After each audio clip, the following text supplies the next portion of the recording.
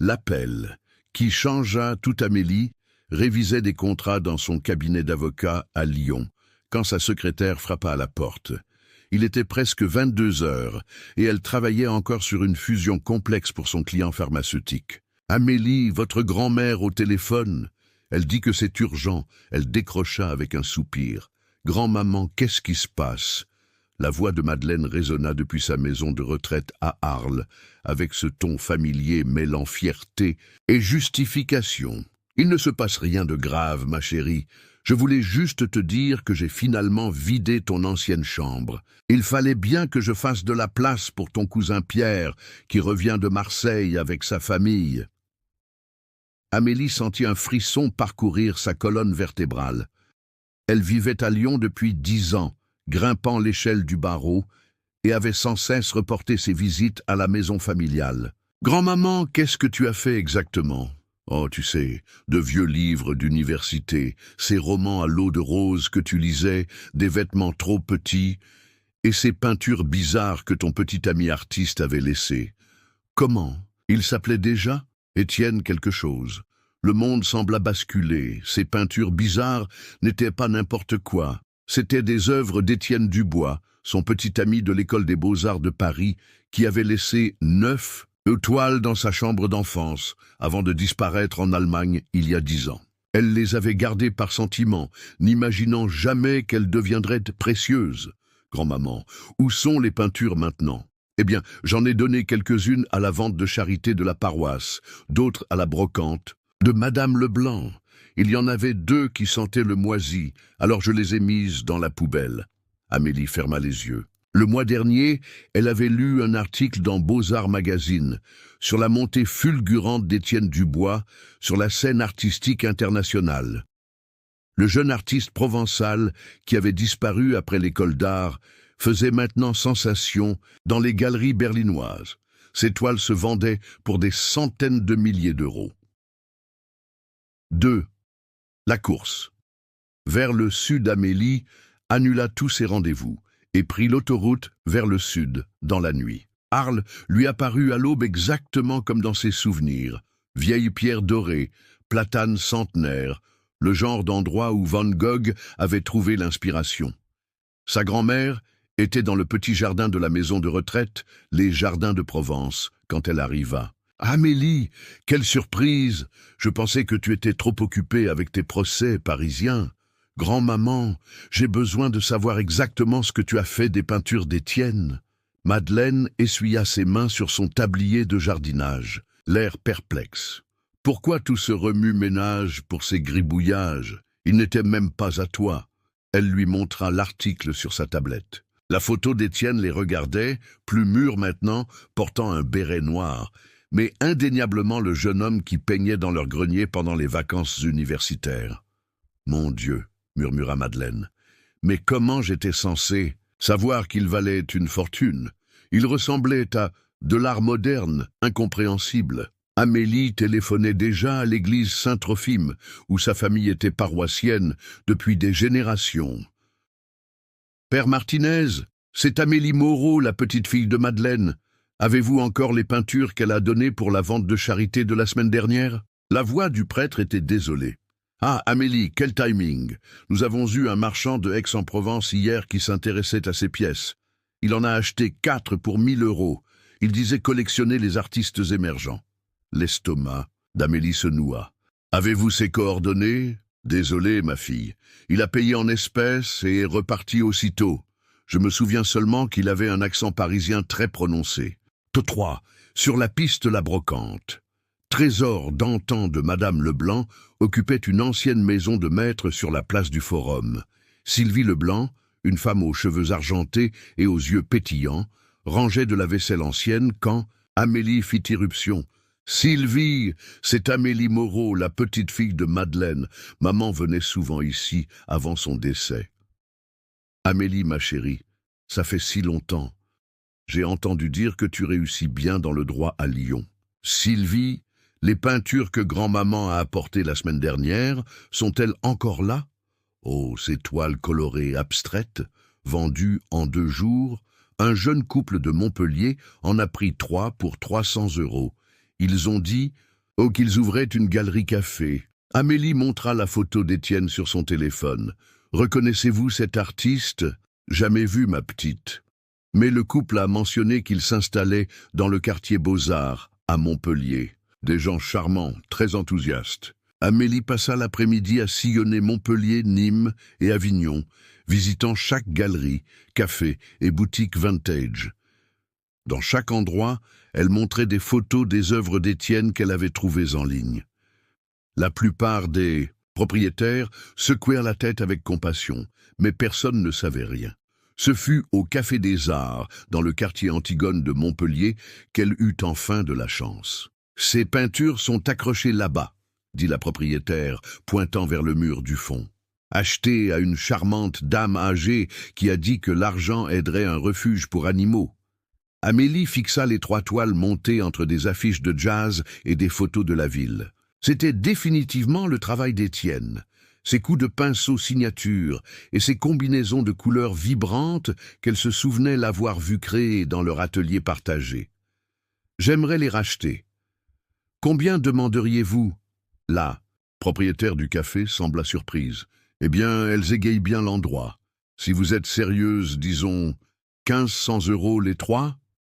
Amélie vira l'argent immédiatement et emballa soigneusement les toiles dans du papier Kraft. 4. L'acheteur mystérieux de retour chez sa grand-mère, Amélie étala des journaux sur la table de la cuisine. Elle avait récupéré 3 peintures. M4 était avec un marchand inconnu d'Aix-en-Provence, et au moins 2 avaient été jetés. « Amélie, tu me rends nerveuse à tourner en rond comme ça », se plaignit Madeleine. « Grand-maman, je dois retrouver ce marchand parisien qui a acheté les autres. Ma chérie, le père Martinez a dit qu'il avait un accent parisien. Ça pourrait être n'importe quel marchand des beaux quartiers. » Amélie rappela le prêtre. « Père, Martinez, pourriez-vous me décrire cet acheteur plus en détail, tout ce dont vous vous souvenez ? Voyons voir. » Gentleman bien habillé, la cinquantaine probablement, parlait avec cet accent parisien raffiné, connaissait manifestement l'art. Mais il a examiné chaque pièce très attentivement avec une loupe. Oh, et il portait une de ses mallettes en cuir coûteuse. Le sang d'Amélie se glaça. Elle savait exactement qui c'était, Philippe Bertrand, un marchand parisien spécialisé dans l'art contemporain français qui opérait souvent entre Paris et le Sud. S'il était en Provence à chasser les œuvres d'Étienne, l'ascension de l'artiste n'était pas aussi naturelle qu'elle le paraissait. Amélie ouvrit son ordinateur portable et commença ses recherches. Sur les forums de collectionneurs d'art, elle trouva des discussions sur des chasseurs de talents qui suivaient des pistes d'œuvres sous-évaluées d'artistes émergents. Étienne Dubois était devenu le sujet de spéculations intenses après que ses peintures aient commencé à apparaître dans des galeries prestigieuses de Berlin. Son téléphone vibra avec un numéro parisien inconnu. « Amélie Moreau ? Oui. Philippe Bertrand à l'appareil. Je crois que nous devrions avoir une conversation. » 5. La confrontation Philippe Bertrand suggéra de se rencontrer au Café de Flore à Paris. Amélie prit le TGV depuis Lyon, arrivant au café légendaire de Saint-Germain-des-Prés à 19 h. Le Parisien correspondait exactement à ce qu'elle avait imaginé d'après la description du père Martinez. Impeccablement habillé dans un costume sur mesure, cheveux, poivre et sel parfaitement coiffés. L'incarnation de la sophistication parisienne. Il se leva quand elle s'approcha de sa table en terrasse. « Amélie, ravie de vous rencontrer. J'ai suivi votre carrière dans le droit des affaires, assez impressionnant. » « Philippe, ne perdons pas de temps. Vous avez les peintures d'Étienne. » Il sourit en sirotant son cognac. 4 pièces remarquables, en effet. Des œuvres authentiques de jeunesse, sans aucun doute. Votre grand-mère est charmante, mais complètement inconsciente de leur valeur. Ces œuvres n'étaient pas des biens abandonnés. Légalement parlant, Amélie, elle l'était. Vous vivez à Lyon depuis 10 ans. Votre grand-mère avait tout à fait le droit de disposer d'objets laissés dans sa maison. Amélie sentit sa formation juridique s'activer. Étienne avait laissé ses peintures sous ma garde. Étienne Dubois a disparu sans laisser d'adresse. Sous la loi française, les biens abandonnés reviennent aux propriétaires après une période raisonnable. Les nouvelles qu'elle redoutait vinrent ensuite. D'ailleurs, ma chère, Étienne m'a contacté personnellement le mois dernier. Il est au courant que ses premières œuvres circulent et veut authentifier les pièces pour le marché. Le monde d'Amélie vacilla. Il est vivant? Très vivant. Il vit à Berlin maintenant. Quitte prospère. Il m'a autorisé à acquérir toutes les œuvres de jeunesse qui feraient surface. Vous mentez. Philippe sortit son téléphone et lui montra une conversation récente par message. Le contact était étiqueté « et Dubois » et incluait des photos de peinture en cours d'authentification. Il a spécifiquement mentionné une ancienne petite amie en France qui pourrait avoir quelques pièces. Vous a décrite parfaitement, d'ailleurs. 6. La révélation Amélie passa une nuit blanche dans son appartement lyonnais, recherchant tout sur la carrière actuelle d'Étienne. Son site web officiel montrait des expositions à travers l'Europe, des présentations dans des foires d'art, même un documentaire sur les jeunes artistes français réussissant à l'international. À l'aube, elle trouva son compte Instagram.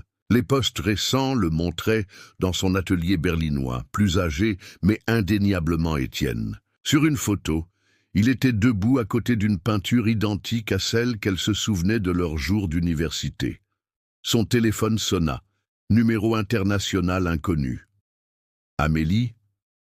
La voix était plus grave, plus mature, mais définitivement celle d'Étienne. Étienne, Philippe Bertrand a dit que tu cherchais tes anciennes peintures. Amélie, je suis désolé. J'ai entendu par des connexions de galeries que des œuvres de jeunesse refaisaient surface en France. Je devais agir rapidement avant qu'elles ne disparaissent dans des collections privées pour toujours.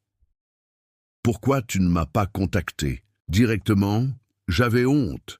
Je suis parti sans explication. J'ai abandonné nos projets. Je pensais que tu me détestais. Amélie s'assit sur son balcon donnant sur la Saône, traitant 10 années de questions sans réponse. Étienne, ces peintures étaient tout ce qui me restait de toi, de nous. Je sais. C'est pourquoi je t'appelle. Philippe m'a raconté ce qui s'est passé avec ta grand-mère. Je veux arranger les choses.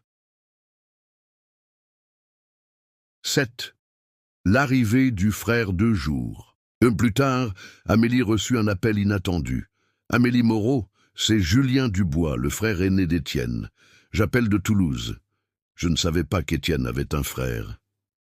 Nous n'étions pas proches quand vous le connaissiez. Étienne était toujours le rebelle artistique, moi j'étais le comptable pragmatique. Mais quand il a disparu à Berlin, je suis devenu exécuteur de ses affaires françaises. Julien expliqua qu'Étienne n'avait jamais vraiment autorisé Philippe Bertrand à acquérir ses premières œuvres. Le marchand avait opéré de manière indépendante, espérant profiter de la valeur marchande montante d'Étienne. J'ai de la documentation prouvant que ces peintures étaient des cadeaux pour vous. Étienne l'a mentionné dans des lettres qu'il a envoyées de Berlin. Amélie sentit une étincelle d'espoir. Quel genre de documentation?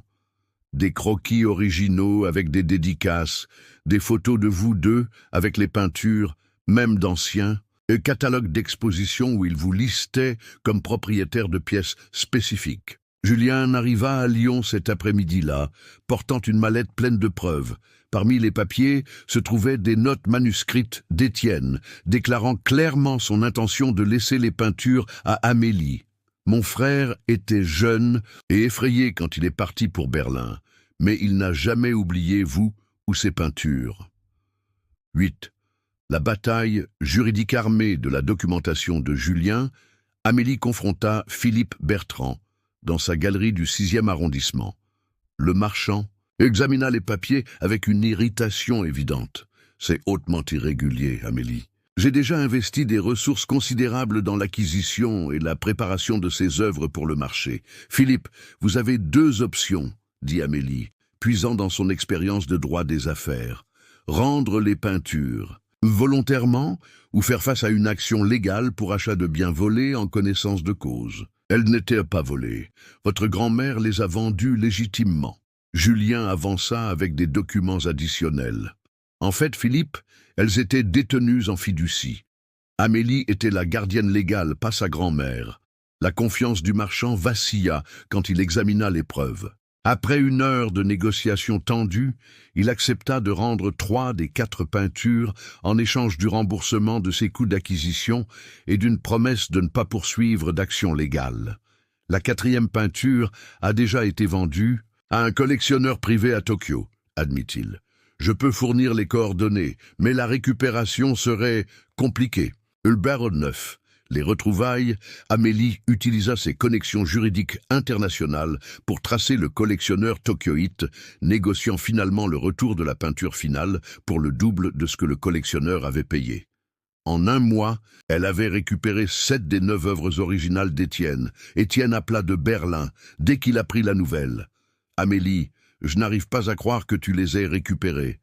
Ces peintures, elles représentent tout ce que j'étais. Avant d'apprendre à douter de moi-même. Qu'est-ce qui t'est arrivé à Berlin, Étienne? Pourquoi tu as disparu? J'étais terrifié de ne pas être assez bon, terrifié de l'engagement, terrifié d'échouer et de t'entraîner dans ma chute. Alors j'ai fui. Et maintenant, je réalise que fuir quelque chose de bien était la plus grosse erreur de ma vie. Amélie regarda les 7 peintures arrangées dans son appartement, se souvenant du jeune homme qui les avait créées avec tant de passion et d'incertitude. « Étienne, je les ai gardées parce que je n'ai jamais cessé de croire en ton talent, même quand tu as cessé de croire en toi-même. » 10. La décision Étienne vola à Lyon 3 semaines plus tard. Amélie le retrouva à l'aéroport, nerveuse de le revoir après 10 ans. Il paraissait plus âgé, plus confiant, mais quand il sourit, elle revit le garçon dont elle était tombée amoureuse aux Beaux-Arts. Ils passèrent la soirée dans son appartement, assis devant les 7 peintures qu'il avait créées dans ce qui semblait être une autre vie. « Amélie, ces œuvres valent une fortune maintenant. Tu pourrais les vendre et ne plus jamais travailler dans un cabinet d'avocat. »« Je sais. Mais ce ne sont pas que des investissements pour moi. » Qu'est-ce qu'elles sont alors? Amélie étudia l'étoile, explosion de couleurs et d'émotions qui capturaient le talent brut d'Étienne, avant que la célébrité et le succès ne le changent. Elles sont la preuve qu'on peut créer quelque chose de beau, même quand on ne croit pas en être capable. Elles sont la preuve que l'amour ne fait pas toujours sens, mais qu'il perdure quand même. Étienne prit sa main. « Je veux gagner ton pardon, Amélie, peu importe le temps que ça prendra. Tu l'as déjà. Tu l'avais il y a 10 ans. » 11. Le nouveau partenariat 6 mois plus tard, Amélie prit un congé sabbatique de son cabinet pour aider Étienne à établir un programme de résidence d'artistes en Provence. Ils convertirent une ancienne ferme près d'Arles en atelier, où de jeunes artistes français pourraient développer leur travail sans pression commerciale. Madeleine, initialement sceptique du retour d'Étienne, devint la gardienne officieuse du programme. Elle aimait faire visiter la région aux artistes en visite et partager des histoires sur l'époque où elle pensait que sa petite-fille sortait avec ce rêveur d'étudiant en art. « Je ne comprends toujours pas l'art moderne, » dit-elle à Étienne, un matin pendant qu'ils construisaient des chevalets ensemble. « Mais je comprends que ça rend Amélie heureuse, ça me suffit. » La première exposition de la résidence présenta des œuvres de 15 artistes émergents aux côtés des 7 peintures originales d'Étienne, celles qu'Amélie avait récupérées et choisi de ne pas vendre. 12. Le cercle complet 1 an. Plus tard, Amélie ouvrit son propre cabinet de droit artistique, spécialisé dans la protection des droits des artistes et la récupération d'œuvres perdues. Sa première affaire majeure impliquait d'aider une famille à récupérer des peintures volées pendant la Seconde Guerre mondiale. Étienne partageait son temps entre les galeries berlinoises et la résidence provençale. Son nouveau travail montrait des influences des 2 mondes. La technique sophistiquée qu'il avait développée en Europe, combinée à l'honnêteté émotionnelle brute de sa première période française. Par un matin d'automne frais, Amélie le trouva en train de peindre dans le même grenier où il avait travaillé comme étudiant. La toile montrait la vue depuis la maison de Madeleine, collines ondulantes, brume matinale, le paysage qui les avait tous 2 façonnés. « Comment vas-tu appeler celle-ci » demanda-t-elle. Retour à la maison, dit-il, ajoutant un dernier, et coup de pinceau de lumière dorée perçant les nuages. Amélie sourit, se souvenant des mots de sa grand-mère sur les gribouillages et l'art moderne incompréhensible. Parfois, les choses les plus précieuses sont celles qu'on faillit jeter. Parfois, les plus grands trésors sont cachés sous nos yeux, attendant quelqu'un qui comprend leur vraie valeur. Cette peinture ne serait jamais à vendre. Certaines choses sont trop précieuses pour avoir un prix. Fine,